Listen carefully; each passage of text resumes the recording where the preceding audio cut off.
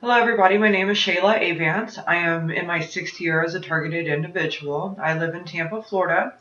And today I'm making a video for fellow TIs, maybe newcomers or people who've been in it a long time and want to get more specific about their situation and their documentation. But I want to show you guys some of the things that I have done that's really made my life a lot easier, helped me pull ahead in my own situation, and is ultimately preventing me from being incarcerated or put into a mental health institution. So I'm going to go over a few things with you. It's very important that whenever you document that you get as specific as you possibly can. Dates, times, take as many pictures, videos, anything that you possibly can to prove your story will help you in the future. Even if it doesn't help you right at that specific moment, you should still do it. It makes it easier in a court later on to narrow down specific incidents that happen to you if you have the date and times that they happened. For example, if your Facebook account got hacked on January 30th, well, you need to be able to write down what time, all the specifics about it, what you think happened, who you think did it, so on and so forth. What I did at the very beginning, and this has been a lifesaver, was I created what I call a timeline of events. And you can set it up how you want to. I'm going to make a PDF format and put it on my website, but for people to download if they want to use it. But pretty much on mine, I have it set up daily. That way, any documentation that happens or is needed, I have it easily accessible and just go write it down and move on, like it was nothing. So I'm just going to show you real quick what I'm talking about.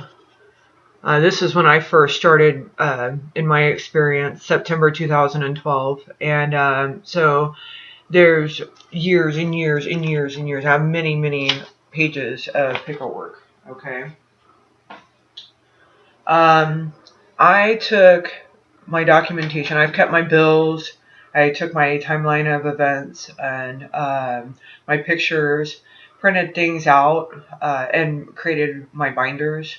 I have so far eight books here.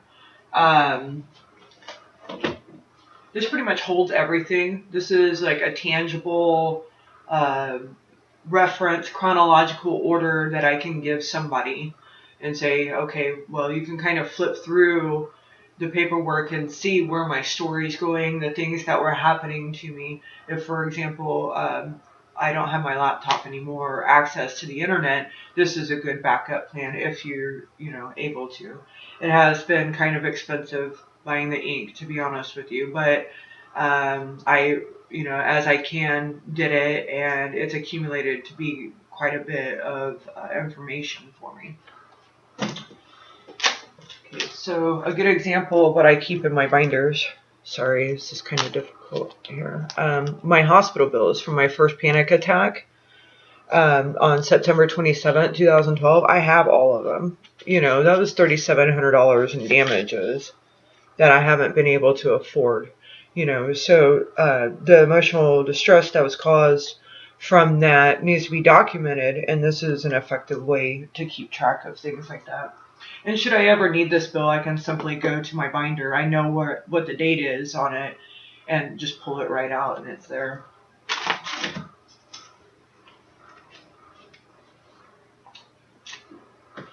See, another good example here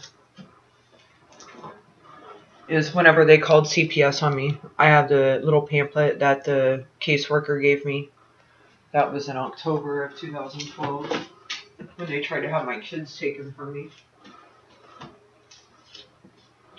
And then what I've been working on over the past week, especially, is I have digital copies, obviously, of all the pictures and videos and everything that I've taken, but to put it into like a flip, like a easily readable material for somebody that's not in the know about what a targeted individual is. And somebody, like I said, that may not have access to the internet or whatnot. I took pictures, like this is a good example, on December 14th, 2012. Somebody from the Delano family, I think that's how you say their name, followed me to Walmart in Largo. And I have a copy of my receipt here, which I actually have the receipt itself, but just in case it gets stolen, I have a picture of it, and I have it printed here. And the same goes with their van sitting in front of Walmart. You can see the Walmart back there.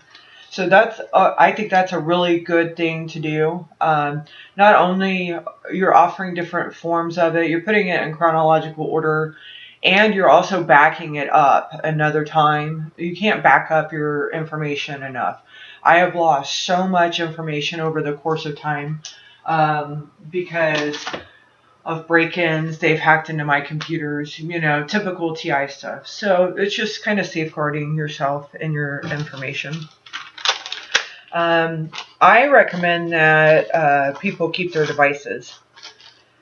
A lot of people keep saying on the internet, TIs, to factory reset their devices whenever they get hacked or whatnot.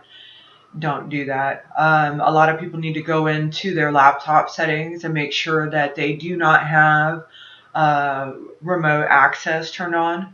Make sure that all of your files are only shared to the admin on your laptop and nobody else. That's pretty much the only way that they can get in, unless they install like a keylogger or something. But odds are that's not going to happen. With this technology, they don't need to hack into your device like that. They can simply enter into your device using your IP. You know, so, and they can use your MAC address too. So you're wasting your time by doing factory resets, okay? What I recommend doing is just keep your devices. Try not to delete anything. Keep everything.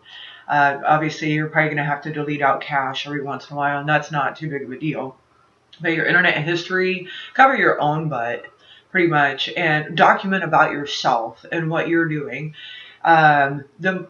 The reason that I say that is because I can prove that people were in my accounts at a specific time while I was doing something else on my cell phone.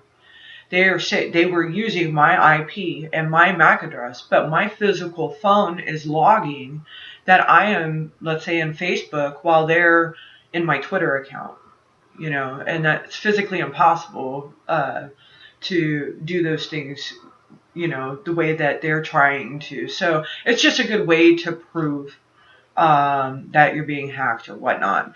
I have proof of phone jamming by whenever I start having cell phone problems, I simply take a screenshot and then I will text myself having phone problems, screenshot taken with the date and time, just in case it doesn't go through like it's supposed to. Sometimes texts don't get sent through when they're supposed to. So I always put the date and the time in the text body itself and then include that a screenshot was taken. That way later on down the road when I'm writing those texts that I send myself into the timeline of events here, I know that whenever I go through and back up all of my phone pictures and everything into my laptop, I know to keep an eye out for that specific date and to keep an eye out for that screenshot, rename it, and put it into my TI files.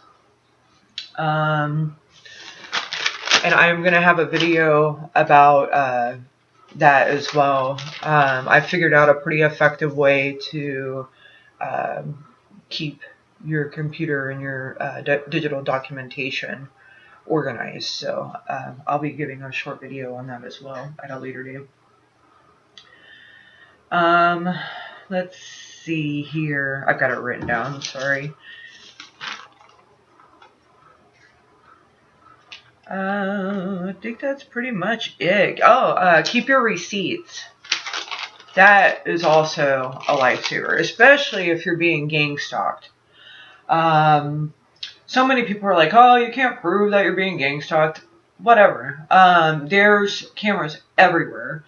Now, the only dilemma that we have, our major dilemma as TIs, is just people don't keep their camera footage forever. And so that's kind of a negligence on the police's part, especially if you're turning that stuff in and screenshotting the tips or whatever for your own documentation. It's negligence on the police's part not to look into that, especially if you have evidence that you're being stalked.